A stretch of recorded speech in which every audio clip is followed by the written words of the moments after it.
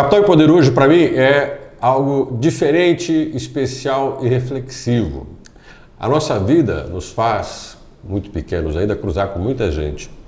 Algumas pessoas que conviveram com a gente quando nós éramos pequenos seguem, é claro, cada um o seu caminho e a gente cruza a vida dessas pessoas depois. Recorda delas e acompanha a carreira dessas pessoas. O meu entrevistado de hoje é alguém que fez uma carreira de sucesso com algumas peculiaridades que eu tive o prazer de conhecer na minha infância, na minha adolescência. Divanir Higiro da Silva, o Divanir, conhecido por muitos como Didi, presidente da Cocamar, presidente executivo da Cocamar. E ele começou nessa empresa 40 anos antes como office boy. E ele está aqui comigo hoje no Capital e Poder para contar essa trajetória. Vou chamar de Divanir, todo mundo chama de Didi, mas Divanir, obrigado por aceitar o convite. Um grande prazer estar aqui, poder compartilhar esse momento especial, porque cada vez que a gente se encontra para falar de esse assunto, Cocamar, história, a gente tem muito prazer em lembrar das coisas boas, das dificuldades, das superações que nós tivemos. Didi, origem, porque você é do mesmo lugar que eu, você é do mesmo bairro que a gente, inclusive, estudou na mesma escola, temos quase a mesma idade. Conta um pouco desse Didi, como é que a sua família chegou em Maringá? Você é maringaense nato?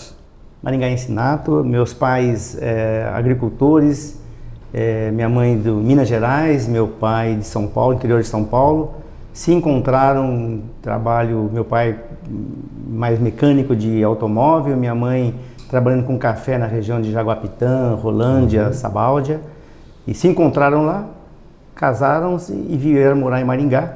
Então, estou aqui... Eles se encontraram em São Paulo, seus pais? Não, se encontraram em Sabáudia, em Jaguapitã. E aí eles resolveram vir para Maringá? Vieram para Maringá. Oportunidades melhores, meu pai veio para cá para trabalhar em outra empresa de ônibus, e minha mãe veio para ajudar a catar café, que era assim que separava os cafés, a classificação. E depois disso, ela começou a trabalhar em outros segmentos muito simples, muito humildes, né? E que deu aí a origem de nossa família em Maringá. Não tinha ninguém em Maringá. Você não tem cara de ser filho único, você tem... Tenho um irmão do casamento do meu pai com a minha mãe, e tem mais uma irmã do casamento do meu pai com a Anice. Que é então você tem só mais uma irmã? Mais uma irmã. Irmão e irmã. Do primeiro casamento você é o filho único? Como é que foi essa tua trajetória? Porque, de uma certa maneira, vou aí relatar um pouco da trajetória que eu vivi quando eu era criança. A gente veio de um bairro, de família simples, quase sempre na expectativa de entrar no mercado de trabalho. A gente entrava no mercado de trabalho porque o trabalho entrava dentro de casa por necessidade, sequestrava a gente, começava cedo. E você teve um começo muito interessante, você foi um office boy.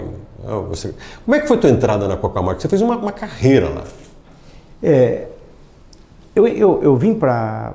Eu acompanhei meus pais, minha mãe na época já era uma costureira, tinha muita qualidade no trabalho que ela fazia, e já tinha parado com aquele trabalho que ela fazia antes, de empregada doméstica, depois diarista, já estava fazendo costuras, e ela trabalhava numa casa durante o dia para fazer a limpeza, e à tarde ela fazia costuras, e ali perto do Maringá Clube, perto do centro da cidade. E a gente morava ainda lá no Jardim Alvorada. E aí meu avô veio morar conosco, e durante o período conosco, teve um AVC, e minha mãe tinha que cuidar do meu avô. E estava muito difícil para ela trabalhar lá perto no centro e ter que cuidar do meu avô, e nós arrumamos uma casa para morar mais perto do trabalho dela, ali perto do Maringá Clube. Continuei estudando lá no Jardim Alvorada, na Unidade Polo, já não no Duque de Caxias, mas na Unidade Polo. E aí a minha mãe e meu pai trabalhavam ali na região, e eu fiquei muito vizinho praticamente, tive uma infância muito próxima dos filhos do atual presidente da Cocamar, Luiz Lourenço. Então eu brincava já era mais velho do que eles, mas eu brincava com eles, meu irmão brincava também com os meninos dele. E de certa maneira, todos ficaram sabendo que eu já estava terminando a antiga 8ª série, caminhando para o colegial. Tinha feito a minha matrícula no Instituto de Educação, aqui em Maringá. E eles ficaram sabendo que eu estava procurando emprego, e falaram com o seu Luiz. Né? E o seu Luiz, naquela época a Cocamar estava produzindo, começando uma fábrica nova, gerando empregos, e o que não faltava era espaço para pessoas trabalharem. E então a minha entrada na Cocamar foi assim, de conversas de criança com outra criança, com alguém sério, algum líder. Quantos você tinha de quando você entrou? Entrei na Cocamar com 14 anos. Então, nesse momento, os primeiros contatos foram ali quando eu tinha 12 para 13 anos, que a gente brincava na rua. Com 14 anos, eu estava trabalhando na Cocamar. E aí não parou mais, né? Aí foi, você era office boy. Office claro, a gente boy. tem que lembrar que a Cocamar que a gente conhece hoje, aquele complexo industrial administrativo, ele começou na Carneiro Leão, na Avenida Carneiro Leão. Isso. Era uma Cocamar que era mais no centro. Quando eu comecei a trabalhar na Cocamar, nós já estávamos ali na Prudente de Moraes. Na Prudente de Moraes, desculpa, na Carneiro Leão, na Prudente de Moraes. Em frente de onde é o estádio hoje, perto do estádio. Perto do estádio. Então a Cocamar, a sede da Cocamar era ali, já tinha alguns entrepostos nas unidades, já tínhamos aí sonhos de ter algumas indústrias começando a funcionar. Quando eu entrei, a nossa fábrica de óleo estava começando a ser construída, então era expectativa de uma nova fábrica em Maringá e da Cocamar. Então foi muito rápido tudo, muito rápido tudo. Para ter uma ideia, eu entrei como office boy, com 7 meses de trabalho eu já estava recebendo uma promoção para ir para a contabilidade, onde começou meu gosto pela contabilidade, para poder exercer. Então você começou como office boy, aquele que faz cobrança, aquele que entrega, aquele que sai na rua para pagar banco? Ir para Correios levar carta, quando não está na rua, estava colando etiqueta para mandar jornal de serviço para os cooperados, e levava carta, pegava assinatura. Faz tudo. E diferente de hoje, que o office boy é mais moderno, trabalha mais virtual, naquela época tinha que andar bicicleta, ir para o centro, ir para bancos e fazer pagamentos. Era muito intenso. Mas também me deu muito contatos, né? A gente faz contatos. Aí no banco você conhece gerente até o caixa, conhece o vigia. Você vai para um cliente e você sabe o que está fazendo. Então você começa a ter as suas responsabilidades. E com essa idade é muito bom ter esse tipo de contato. E eu aproveitei todas essas oportunidades de aprender realmente, tanto é que, como eu disse, em 7 meses de trabalho, em agosto de 78, eu já estava sendo promovido para contabilidade. Você escolheu fazer o curso de contabilidade porque entrou na contabilidade da Cocamar? Não, eu fiz o curso técnico técnico em administração no Instituto, que me deu uma visão muito maior. E quando eu entrei na Cocamar, estava fazendo o curso técnico e o meu desejo era fazer administração no primeiro curso, né? Mas tinha alguns amigos que estavam fazendo o curso de contábeis, eu já estava na contabilidade, mas não na contabilidade básica, eu estava no controle patrimonial, que era uma parte da contabilidade, e quase que mais ou menos, vamos juntos fazer o curso, fiz o vestibular, passamos e seguimos a carreira. E aí foi melhorando as coisas, porque eu já estava com o curso de contabilidade, a noção de administração pelo curso técnico e as oportunidades foram aparecendo e a gente foi ali desenvolvendo um trabalho legal. Essa sua ascensão dentro da Cocamar, claro, tem a ver com a qualificação, você vai trabalhando, vai entrando nos setores, a Cocamar foi crescendo, envolvendo cada vez mais gente, mas você tinha uma história que foi sendo construída dentro dela. E você falou oportunidade. A oportunidade tem duas coisas, a gente tem que estar no lugar certo na hora certa, e tem que ser a pessoa certa. Sim. Você pode ser a pessoa que está no lugar certo na hora certa, mas talvez você não seja a escolha. Como é que se faz uma carreira como a que você fez de uma empresa que muda, você cresce dentro dela, mas você também tem que mudar? Sim. Como eu digo sempre, 48 anos de empresa, pode parecer assim um pouco diferente do que as pessoas veem hoje. Ninguém faz uma carreira de 48 anos hoje normalmente. Mas eu sempre digo também que a minha fase na Cocamar, eu trabalhei em várias Cocamar, não foi só uma Cocamar. O CNPJ é o mesmo, mas eu trabalhei uma até os anos 82, 85, depois uma outra entre 85 e 90, depois o período da década de 90 do século passado, um problema de crise. O período da reconstrução em 2002 para frente, o período de maravilhas que foi 2006, quando nós tivemos uma reformulação do caixa da cooperativa, e em cada momento desse a gente vê que quanto mais preparado você estivesse, mais oportunidades você receberia. Em nenhum momento eu me questionei ou eu tive assim, eu estou certo aqui no local, não estou certo no local, mas sempre apareceram momentos na minha vida onde eu pude demonstrar algo mais do que aquilo que eu havia sido contratado para aquela função. Sempre apareceram. Apareceu no momento que eu estava numa supervisão contábil de patrimônio e quando apareceu uma oportunidade de ir para a contabilidade básica. Apareceu quando, isso foi lá em 1985 para 86. Apareceu em 90, quando eu assumi a gerência e virei contador da Cocamar, em 90.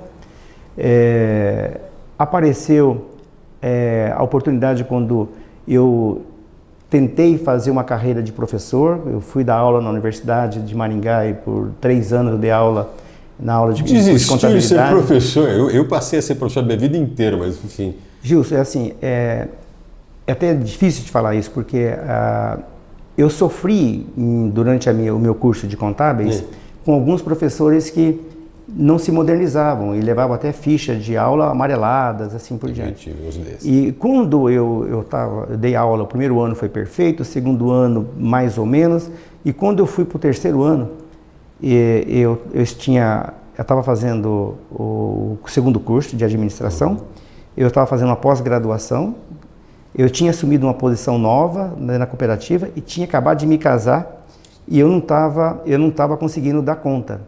Imagino, só dessa lista, metade disso ia cansar qualquer um, e você ainda estava casado. E a hora que eu me dei conta, eu estava com as fichas amarelas na minha mão. Sabe a matéria que eu preparei no ano anterior, eu estava repetindo para os meus alunos do ano seguinte, sabe? Falei, puxa vida, isso que eu reclamei quando eu era aluno, não posso fazer isso com meus alunos. Era isso que eu reclamava. A geração que está chegando agora não pode ter um professor como eu. Então, aí eu desisti. Se é para ser um professor assim, eu não vou ser. Melhor não. Eu não conseguia, porque é assim que eu cobrava o professor que eu tinha antes. E aí eu desisti da carreira. Agora, Dudu, deixa eu te fazer uma pergunta importante. Você fez 2 cursos praticamente ao mesmo tempo. Você vivia numa empresa que estava em constante mudança. E você falou lá atrás, agora há pouco para mim, a gente tem que estar preparado para as oportunidades. Certo? E ao mesmo tempo empresas que atravessam, como qualquer empresa atravessa, altos e baixos, atravessa momentos de mudança, ela prefere aqueles que sejam mais resposta do que problemas. É isso aí.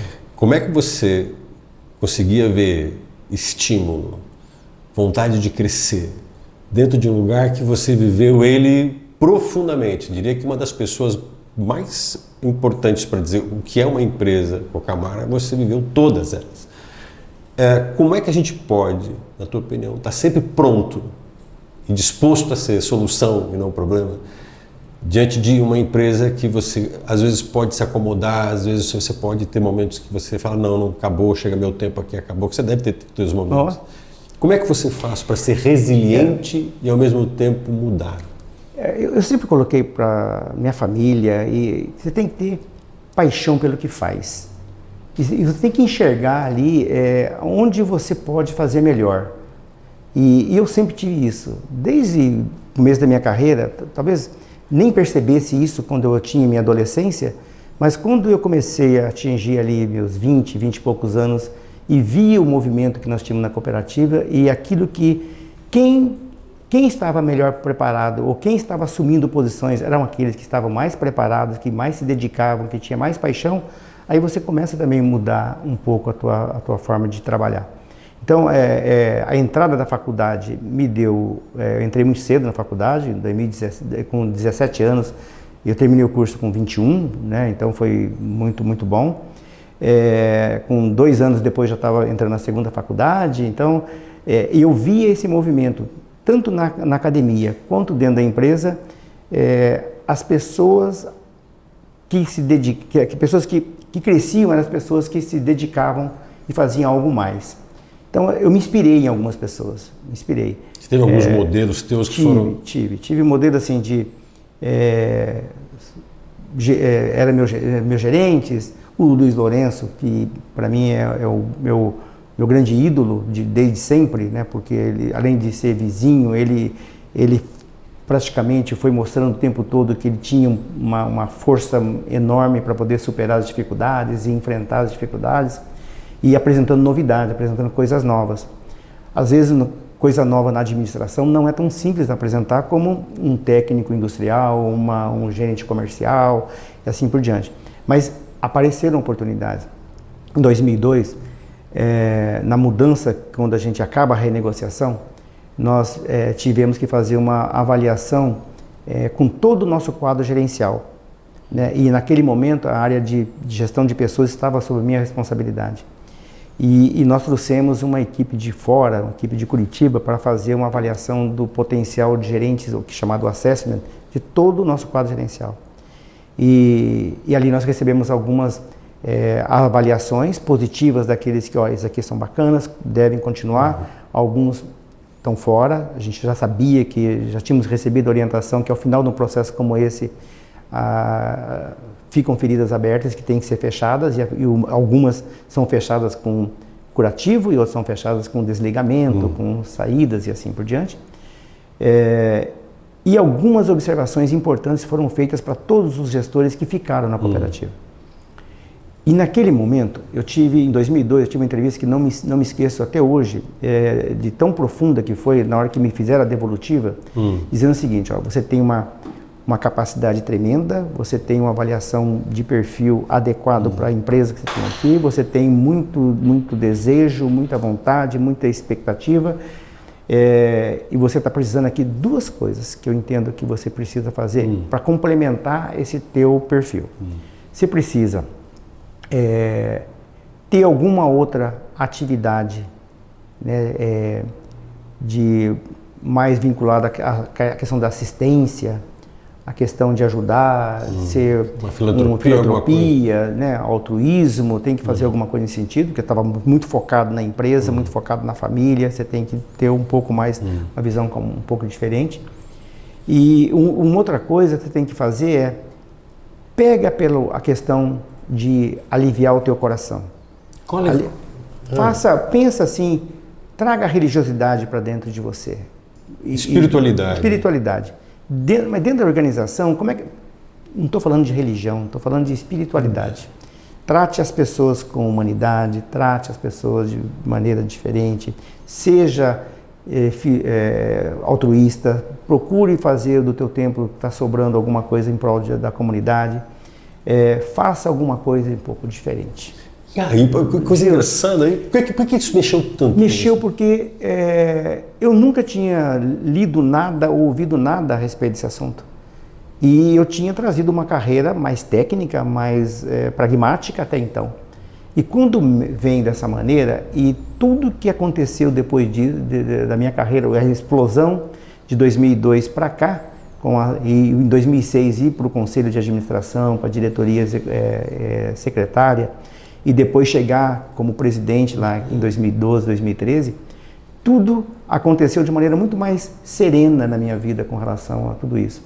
E alguém me disse uma vez que se você quer que um trabalho seja feito, nessas questões que não sejam vinculadas ao trabalho assalariado, põe o trabalho em cima de que alguém esteja sobrecarregado.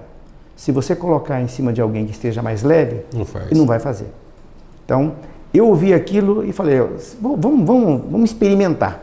Vamos ver se isso funciona mesmo. E funcionou em todas as etapas. Daí, em 2002 para cá, comecei a fazer um trabalho junto com a instituição de assistência, uma instituição que eu ajudo até hoje, não na diretoria, mas durante um período fiquei na diretoria. Um momento eu passei a ser o presidente da associação dos funcionários dentro da cooperativa, que era um trabalho que podia ser qualquer um, mas eu estava à disposição para poder ajudar. Fazer um trabalho com bazar beneficente quando aparecia alguma coisa vinculada à região onde estava operando. Me preocupei com a questão da espiritualidade e por conta de várias circunstâncias, me ingressei numa religião que me ajudou muito nessa concepção de uma vida intensa, mas ao mesmo tempo serena. né, intensa, de muita atividade, mas ao mesmo tempo serena, de você estar fazendo aquilo que gosta, aquilo que tem paixão. E de 2002 para cá, as coisas realmente deslancharam. Tá. Eu tenho uma pergunta pro Divanir, mas eu vou deixar ela para depois do intervalo. Mas eu vou fazer ela depois de conversa sobre isso. Vamos para o intervalo. Que é, nasceu um novo Divanir a partir desse momento. E pelo que você fala, assim, a minha carreira deslanchou. Será que isso comprova aquela nossa máxima de que por mais que a gente tenha um conhecimento técnico fantástico, a grande relevância está no ser humano? Será que é isso? Daqui a pouco a gente volta.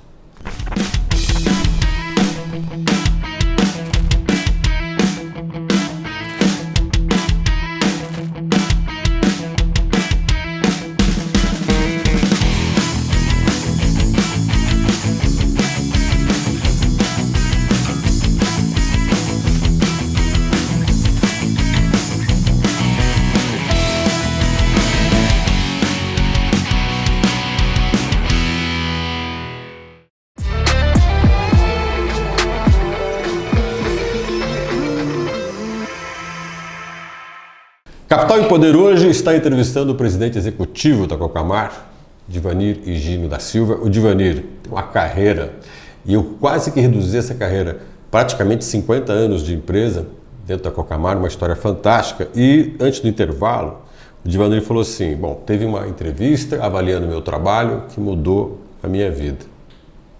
E você teve uma mudança na sua vida que é a descoberta do teu lado humano. Coisa difícil para todo profissional. Às vezes as pessoas tecnicamente são maravilhosas, são excelentes profissionais, mas a dificuldade de lidar consigo mesmo, com as outras pessoas, acaba se transformando num obstáculo. O que mudou para você? E como é que mudou o olhar sobre as outras pessoas quando você pensa nessa entrevista que você teve avaliando o teu trabalho?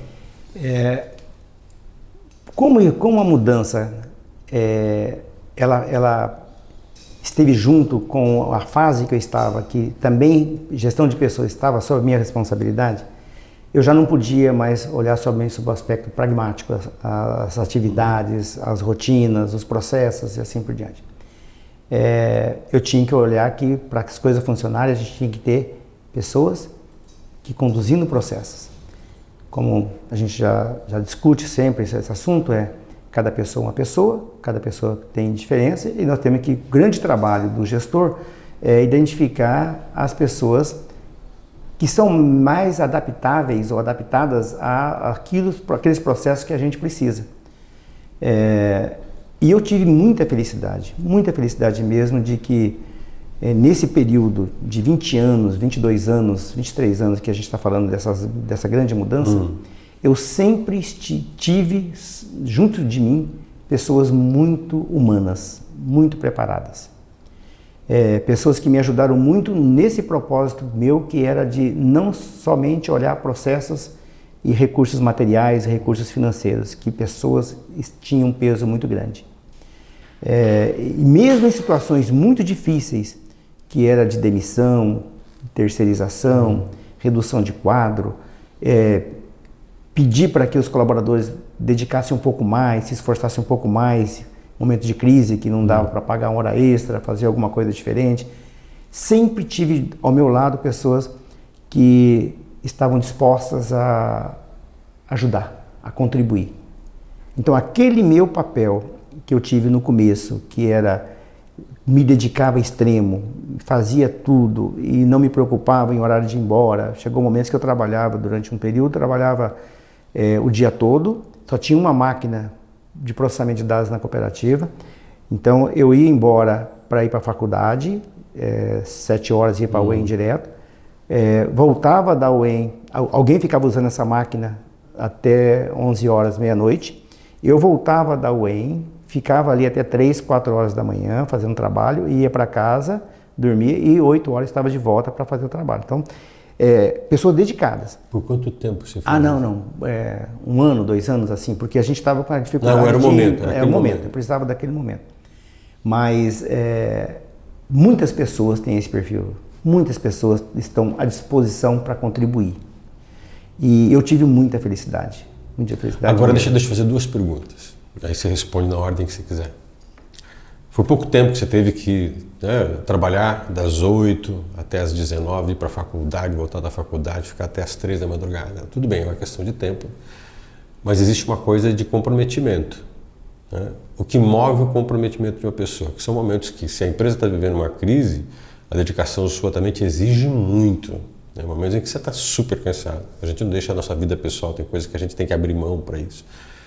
O preço de uma renúncia, né? Porque isso é uma renúncia, você renunciou do seu sono, você renunciou do convívio com a sua família, você renunciou dos amigos, você renunciou da sua vida, que todo ser humano tem o direito a ter, por isso. E a outra coisa é, conforme você vai subindo num cargo de liderança, eu lidero um departamento com 5 pessoas, tudo bem, responsabilidade sobre 5 pessoas. Aí eu já vou para um outro departamento que tem 20. Hoje você tem uma responsabilidade por setores que você nunca trabalhou, por determinados departamentos que você... Né? Como é que é isso? Entre o comprometimento do rapaz e a responsabilidade sobre outras vidas. Novamente, um dos grandes papéis do líder é identificar líderes. Identificar e motivar os líderes, porque ele motivado, identificado e motivado, também continuará fazendo trabalho, talvez não igual, mas parecido com aquele que você fazia ou que deseja que pudesse ser feito. E novamente, sempre tive muitos pares ou líderes, meus liderados, que tiveram sempre muita vontade de fazer as coisas, fazer acontecer. E em cada momento, mesmo a Cocamar passando por várias fases e sendo várias empresas no mesmo CNPJ, em todos os momentos a gente teve parceiros muito bem qualificados e alguns pensando um pouco mais, tipo, numa balança de mais pragmáticos do que pessoas, mas compensava com outro que tinha um pouco mais de pessoas com pragmático, sentado na mesma sala e sob a minha responsabilidade. Então, o time é muito bom, sempre foi muito bom. Hoje eu trabalho um vice-presidente que é muito competente na questão comercial, de negócios, uma visão rápida, acelerada. Tenho 5 superintendentes que trabalham junto comigo em várias áreas diferentes. Todos se completam. Não tem um super-homem, mas o que falta em um sobra em outro, e graças a Deus e aos mapas, a um trabalho que a gente faz com assessment, com melhoria, com oportunidade de capacitação, as pessoas estão ali se complementando. Então, tudo isso vai. Talvez tem poucas coisas que a gente não consegue mudar, mas muitas coisas a gente consegue mudar com uma boa capacitação, com uma boa academia, com uma boa pós-graduação. E de um tempo para cá a gente pôde oportunizar para toda a equipe de líder da nossa empresa viagens, intercâmbios, cursos de pós-graduação, qualificação. E a gente sabe que ultimamente os grandes trabalhos das qualificações estão muito mais em cima de pessoas do que em processos ou equipe. Dizem que é muito mais fácil você ensinar uma pessoa tecnicamente do que desenvolver valores humanos, caráter, princípios numa pessoa. Sim, exatamente. Aí eu vou te fazer uma pergunta que eu faço para todo mundo na entrevista. A sua carreira é fantástica, méritos, você tem uma história muito interessante, né? Eu já conheci uma parte dela, é maravilhoso conhecer o esforço, dedicação, empenho, foco, redescoberta no meio desse caminho de que existem humanos, seres humanos e tal.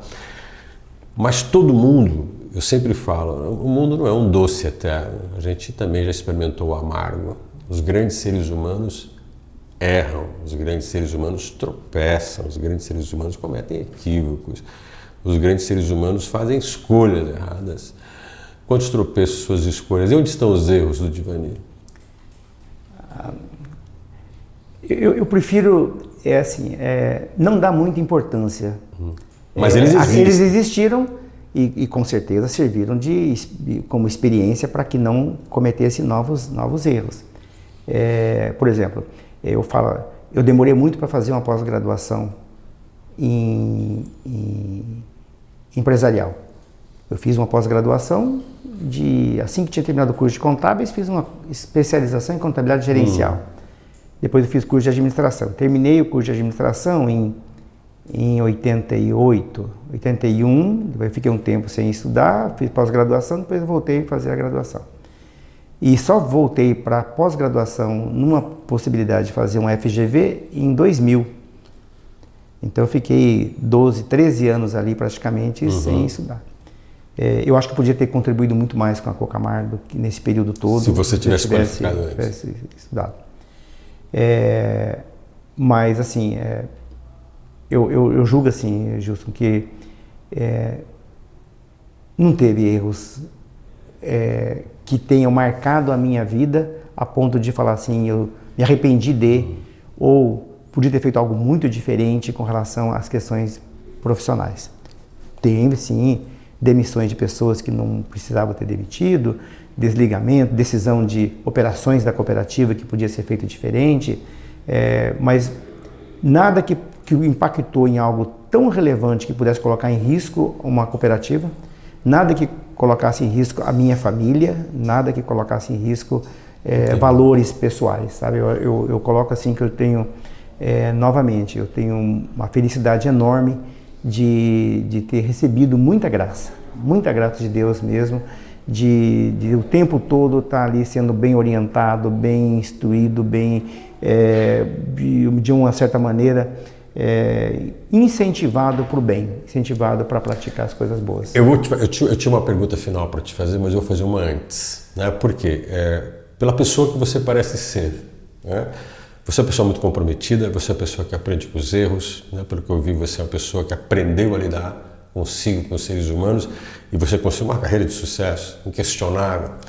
Mas todo mundo tem uma vida pessoal, todo mundo tem família, né? tem esposa, tem filhos, tem marido, tem filhos, e tem que administrar. E quando você se dedica muito a uma empresa, a gente não tem 48 horas por dia, a gente só tem 24. E quando você tem uma família, quem está do seu lado olha para você e fala, e eu fico aonde nisso? Essa parte é difícil de lidar? Né? Não, ela foi difícil. Quando, retomando então a fala anterior, quando fala aqui dos arrependimentos, dos tropeços, esse é um ponto que eu me cobro com relação a um período mais crítico da empresa, foi logo depois que eu me casei. E tinha um filho pequeno, e aí que minha esposa teve que tocar sozinha, né? A minha esposa é uma guerreira, uma esposa é uma companheira daquelas que a gente realmente...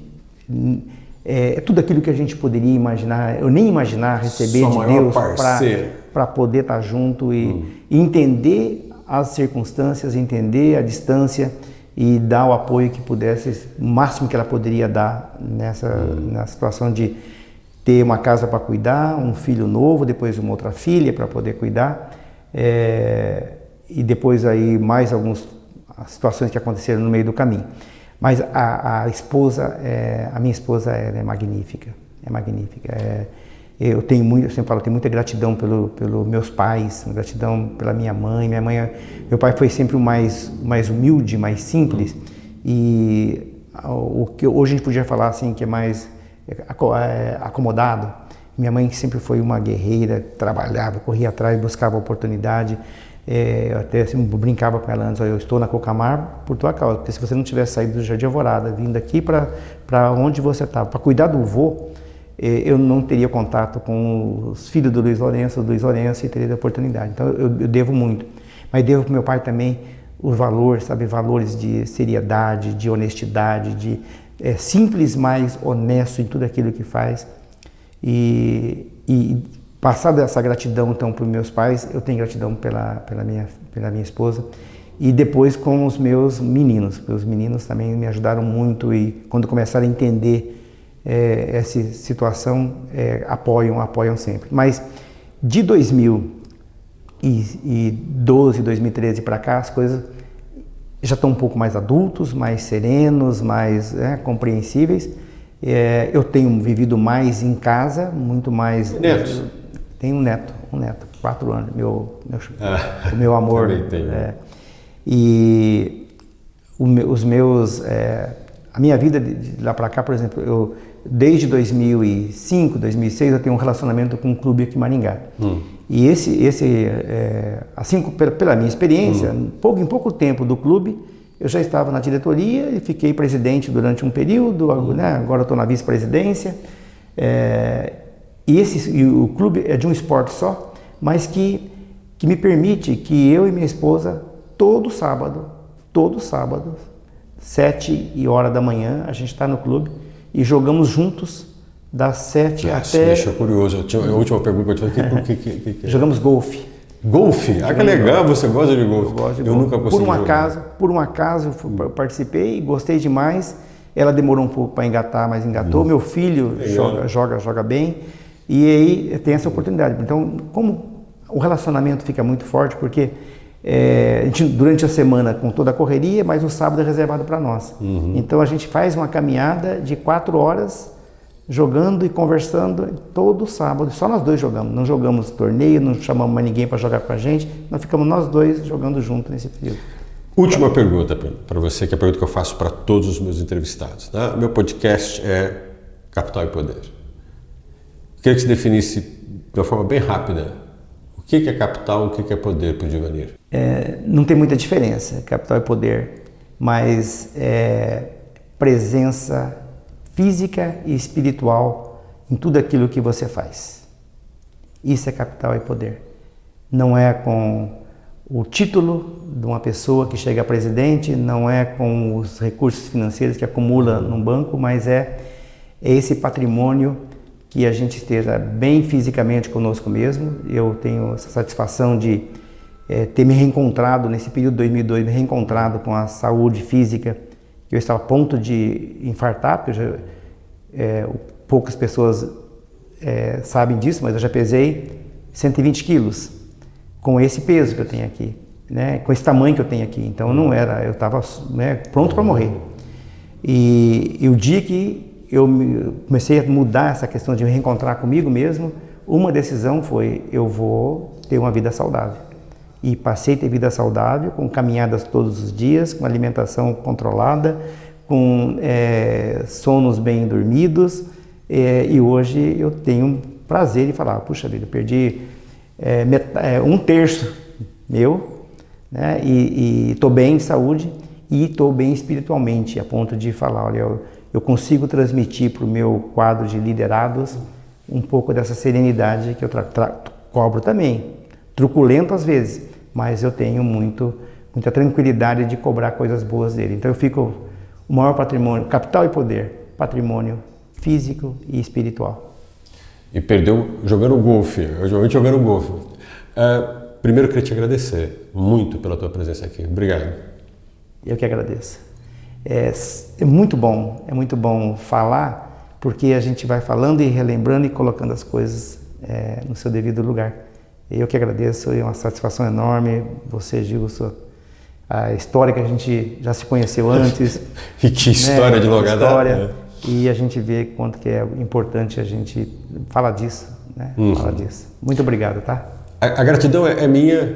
E a gratidão é de quem pôde acompanhar essa entrevista e quem vai acompanhar ela mais vezes. A gratidão de poder mostrar que por trás de qualquer função tem um ser humano.